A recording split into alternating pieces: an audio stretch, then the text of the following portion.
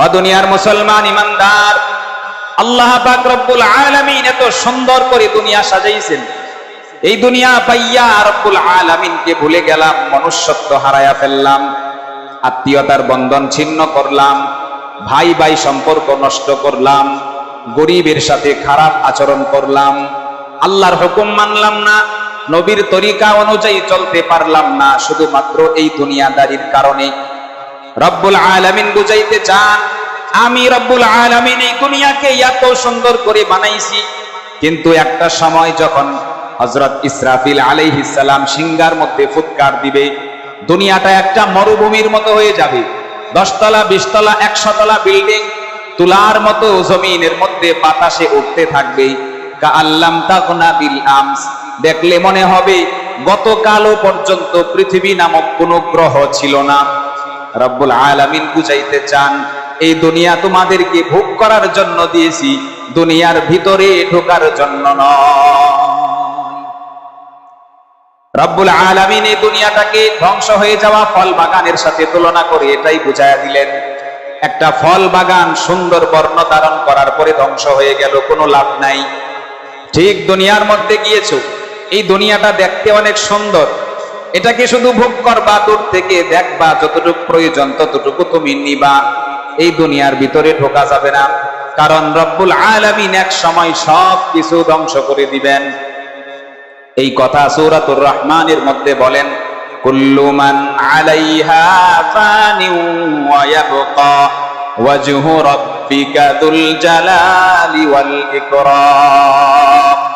আল্লাহ পাক রব্বুল আলামিন বলেন, এই দুনিয়ার মধ্যে যা কিছু আছে এক সময় সব কিছু ধ্বংস হয়ে যাবে, শুধুমাত্র একটা মাত্র সত্তা বাকি থাকবে। আওয়াজ দিয়া বলেন, যিনি শুধুমাত্র একা বাকি থাকবেন তিনি কে? রব্বুল আলামিন এত সুন্দর করে দুনিয়া বানাইছেন। ও দুনিয়ার মুসলমান, মনে রাখতে হবে এই দুনিয়াটা শুধুমাত্র ধোঁকার জায়গা। এই দুনিয়ার মধ্যে কোনোদিন কেউ স্থায়ী হতে পারে নাই। কত রাজা বাদশাহ দুনিয়াতে আগমন করেছিল, কেউ থাকতে পারে নাই। কত বড় বড় শিল্পপতি এসেছিল, কেউ থাকতে পারে নাই। বারবার মেসেজ দিয়ে কোরআন আপনাকে বোঝাচ্ছে। রব্বুল আলামিন ঘোষণা দিয়েছেন, ওয়ামাল হায়াতুদ দুনিয়া ইল্লা মাতাউল গুরুর। এই দুনিয়াটা হলো শুধুমাত্র ধোঁকার জায়গা। এই দুনিয়াটা হলো ধোঁকার জায়গা। মরীচিকা দেখবেন দূর থেকে মনে হবে ওখানে পানি। একটা জায়গায় যদি সাদা বালি থাকে, ওখানে যদি প্রখর রোদ পড়ে, দূর থেকে মনে হবে ওখানে মনে হয় পানি আছে। কাছে গিয়ে দেখবেন পানি নাই, ওখানে বালি। আবার ওখান থেকে যখন পিছনে তাকাবেন দেখবেন এখানে পানি, মনে হয় আসলে পানি নাই। ঠিক তদ্রূপ ভাবে দুনিয়াটা এরকম, মনে হবে দুনিয়াটা খুব সুন্দর। দুনিয়ার ভিতরে যখনই আপনি আল্লাহকে ভুলে গিয়ে ঢুকে যাবেন, দিন ধর্ম ত্যাগ করে ঢুকে যাবেন, তখন এই দুনিয়া আপনাকে কিছুই দিবে না, লাথি মেরে আপনাকে তার পেটের ভিতরে নিয়ে নিবে। এই দুনিয়া রব্বুল আলামিন এইভাবেই সৃষ্টি করেছেন। সমুদ্রের মধ্যে ভাসমান একটা জাহাজ যেমন, এই দুনিয়াটা এমন।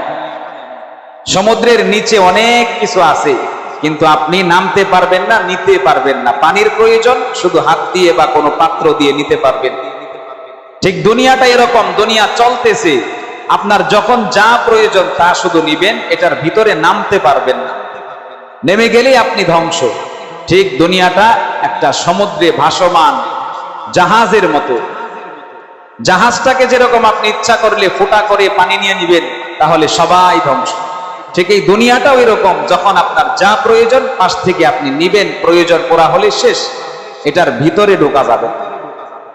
সম্মানিত হাজরিন, বর্তমানে আমাদের সমাজের দিকে আমরা যদি লক্ষ্য করি, তাহলে বর্তমান সময়ে গোটা পৃথিবী, শুধু আমাদের দেশ নয়, গোটা পৃথিবীতেই আজকে বিল্ডিং নির্মাণ, দুনিয়াদারিতে উন্নতি লাভ করার একটা প্রতিযোগিতা চলতেছে। কিভাবে দুনিয়া কামাই করা যায়, 2 তলা কমপ্লিট কিভাবে 3 তলা করা যায়। আগে মাটির ঘর ছিল, কিভাবে টিনের ঘর করা যায়। আগে টিনের ঘর ছিল, কিভাবে এটাকে ইটের পাকা ঘর করা যায়। এভাবে প্রত্যেকটা মানুষ দুনিয়াদারিতে প্রতিযোগিতায় লিপ্ত। অবস্থার দিকে লক্ষ্য করলে মনে হয় কিয়ামত সংগঠিত হবে না। রব্বুল আলামিনের কাছ থেকে আজীবন চির অমর হয়ে থাকার সার্টিফিকেট এই দুনিয়াতে নিয়ে এসেছে। এমন একটা অবস্থা, আমরা নামাজের দিকে নাই, রোজার দিকে নাই, ইসলামের দিকে নাই, দ্বীনের দিকে নাই, শুধু দুনিয়াদারি। বিছানা থেকে ওঠার পর থেকে সকালবেলায় আবার ঘুমাতে যাওয়ার আগ পর্যন্ত সারা দিন দুনিয়াদারি। বিশেষ করে আমাদের নবীর আগের নবী সাইয়্যিদনা হযরত ঈসা আলাইহিস সালাম, ওনার উম্মতেরা মনে করত আখিরি জামানার নবী মুহাম্মদ মুস্তাফা সাল্লাল্লাহু আলাইহি ওয়াসাল্লামের উম্মত তথা উম্মতে মুহাম্মাদি আমরা, এরা মনে হয় কোনোদিন বিল্ডিং নির্মাণ করতে পারবে না। এটা কেন মনে করত? এর কারণ হলো শেষ জামানার নবীর উম্মতের হায়াত হবে সবচাইতে কম। গড়ে যদি আপনি 60 বছর ধরেন, 60 বছর জিন্দেগিতে বিল্ডিং নির্মাণ করবেই বা কখন, থাকবেই বা কতদিন? আগের যুগের উম্মতেরা হায়াত পাইতো লম্বা, 1000 বছর, 1200 বছর, 700 বছর, 800 বছর। দেহ ছিল তাল গাছের মতো লম্বা লম্বা, বট গাছের মতো মোটা মোটা। তাদের জন্য বিল্ডিং বানানো শোভা পায়। একটা বিল্ডিং বানাবে 10 বছর কষ্ট করে, থাকবে 790 বছর। আর আমাদের জামানায় একটা বিল্ডিং নির্মাণ করতে করতে বয়স হয় 50, থাকে 5 বছর 55, থাকে 10 বছর 60, তারপরে শেষ। এই কারণে ঈসা আলাইহিস সালামের জামানার লোকেরা মনে করত আখিরি জামানার উম্মতেরা বিল্ডিং বানাতে পারবে না। অথচ আজকে বর্তমান দুনিয়ায় দুনিয়াদারি নিয়ে একটা প্রতিযোগিতা শুরু হয়েছে, বিল্ডিং নির্মাণ নিয়ে একটা প্রতিযোগিতা শুরু হয়েছে, ভালো ভালো অট্টালিকা, প্রাসাদ, ঘরবাড়ি তৈরির জন্য একটা প্রতিযোগিতা শুরু হয়েছে। মনে রাখবেন, এই প্রতিযোগিতা করা এটা হলো কিয়ামতের একটা অন্যতম আলামত। শেষ জামানায় কিয়ামতের অনেকগুলো আলামত আসবে, এর মধ্যে অন্যতম একটা আলামত হলো সাধারণ সাধারণ লোকেরা বিল্ডিং বানানোর কাজে প্রতিযোগিতা করবে। মিশকাত শরীফের 2 নম্বর হাদিস, হাদিসের নাম হাদিসে জিবরিল। হযরত জিবরাইল আলাইহিস সালাম নবীজির কাছে অপরিচিত একজন ব্যক্তির মতো আগমন করলেন, অনেকগুলো প্রশ্ন করলেন। সর্বশেষ প্রশ্ন, ইয়া রাসূলুল্লাহ, কিয়ামত কবে সংগঠিত হবে? নবীজি বললেন, যিনি আমাকে প্রশ্ন করছেন তার চাইতে আমি বেশি ভালো জানি না। নবীজি বুঝতে পেরেছিলেন যিনি প্রশ্ন করছেন তিনি ওহীর বাহক জিবরাইল আলাইহিস সালাম, তিনিই তো ভালো জানেন। এবার জিবরাইল আলাইহিস সালাম নবীজিকে প্রশ্ন করলেন, ইয়া রাসূলুল্লাহ, কিয়ামত কবে হবে এটা যেহেতু আপনি জানেন না, তবে আমাকে কয়েকটা আলামতের কথা বলে দিন। নবীজি সেখানে 2 নম্বর আলামতের কথা বলতে গিয়ে ইরশাদ করলেন, ওয়া আনতারাল হুফাতাল উরাতাল আলাতা রিআ আশ-শাই ইয়াতাতাওয়ালুনা ফিল বুনিয়ান। খালি পায়ে এক সময় চলছে, পরার মতো জুতা নাই। আনতারাল হুফাত, এক সময় জুতা পরিধান করার মতো পয়সা ছিল না। এক জোড়া জুতা কিন্তু যদি কোথাও আত্মীয়র বাড়িতে বেড়াতে যেত, জুতাটা বগলের নিচে নিয়ে আত্মীয়র বাড়ির কাছ গিয়ে একটা পুকুরে পা 2টা ধুয়ে তারপরে বেড়াতে যেত। এমন ছিল তার সময়। আল উরাত, এক সময় কাপড় গায়ে দেওয়ার মতো এত জামা কাপড় ছিল না, শুধু একটা লুঙ্গি পরিধান করত, একটা নেংটি পরিধান করত, এমন ব্যক্তি। আল আলা, এক সময় অত্যন্ত গরিব ছিল। রিআ আশ-শাই, এক সময় রিকশা চালাইতো, ছাগল চড়াইতো, গাড়ি চালাইতো। আজকে তারা ইয়াতাতাওয়ালুনা ফিল বুনিয়ান, এই নগ্নপায়ী বিবস্ত্র হতদরিদ্র এবং মেষপালকের মতো সামান্য সাধারণ লোকেরা শেষ জামানায় গিয়ে বিল্ডিং নির্মাণের কাজে প্রতিযোগিতা করে। এটা হলো একটা কিয়ামতের অন্যতম আলামত। এক সময় অত্যন্ত গরিব, আজকে সে বিল্ডিং এর মালিক গলা উঁচু করে কথা বলবে। এটা হলো কিয়ামতের আলামত।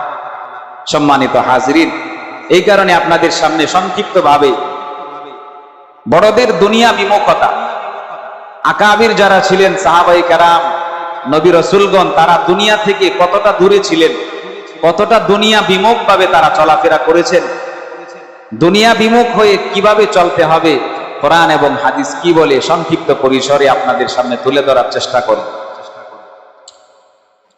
প্রথম কথা হলো, যে দুনিয়া নিয়ে আজকে আমরা এত মারামারি, কাটাকাটি, হানাহানি, ঝগড়া ফেসাদ, মনুষ্যত্ব নষ্ট করে দিয়েছি, আত্মীয়তার বন্ধন ছিন্ন করে দিয়েছি, এই দুনিয়াদারির জন্য।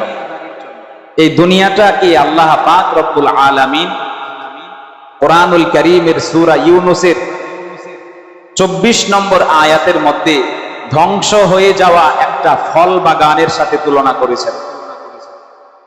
একটা ফল বাগান ধ্বংস হয়ে গিয়েছে, এর সাথে তুলনা করেছেন এই ক্ষণস্থায়ী দুনিয়াকে।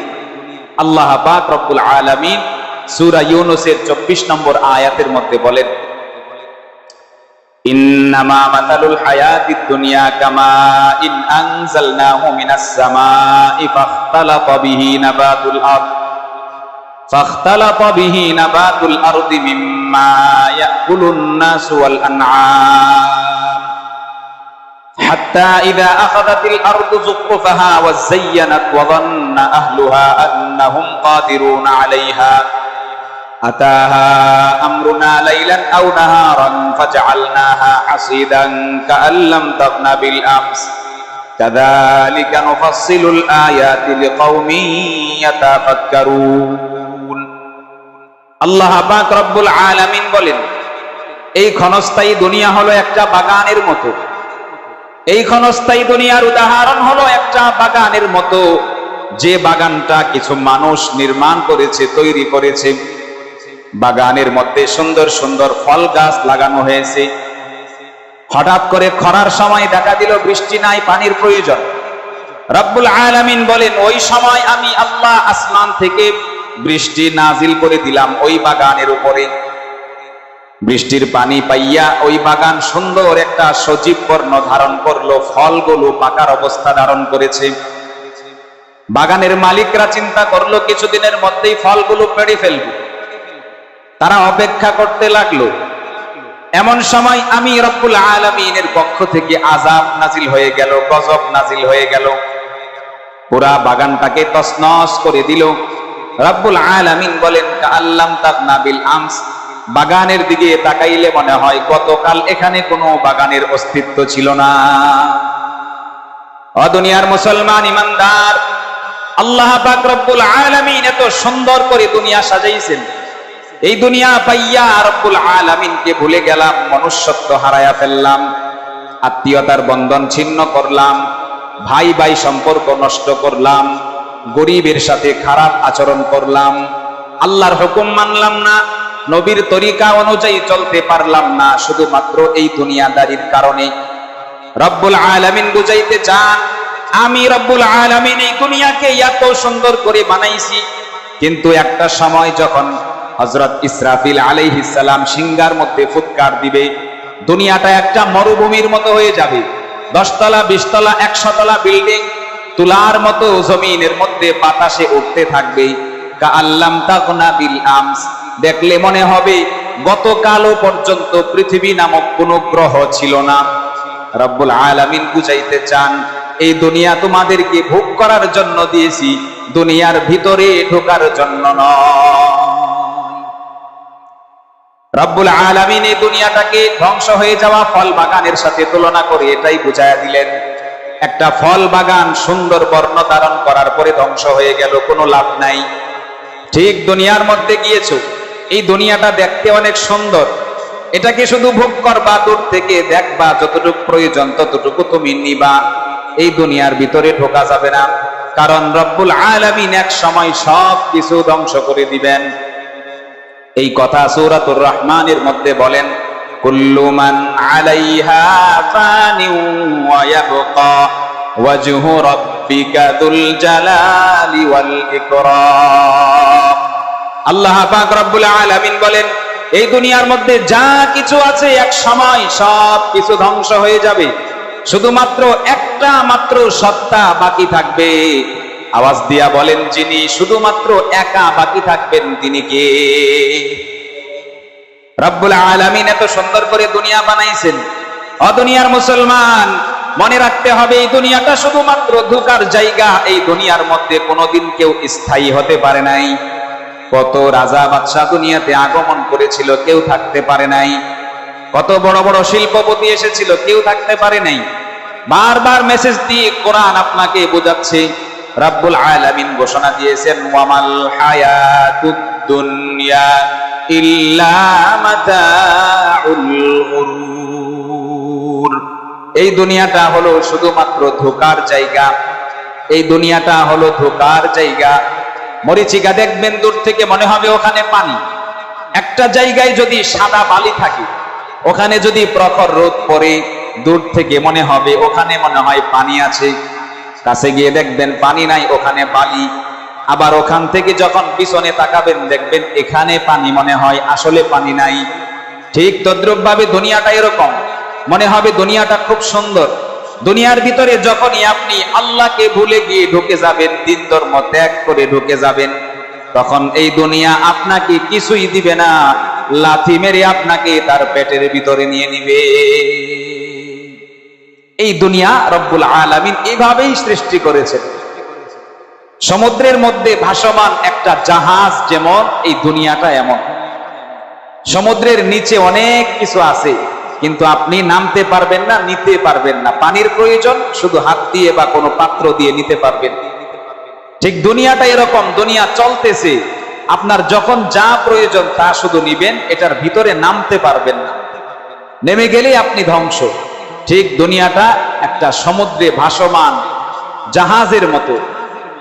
জাহাজটাকে যেরকম আপনি ইচ্ছা করলে ফুটা করে পানি নিয়ে নিবেন, তাহলে সবাই ধ্বংস। ঠিক এই দুনিয়াটাও এরকম। যখন আপনার যা প্রয়োজন পাশ থেকে আপনি নিবেন, প্রয়োজন পুরা হলে শেষ, এটার ভিতরে ঢোকা যাবে না।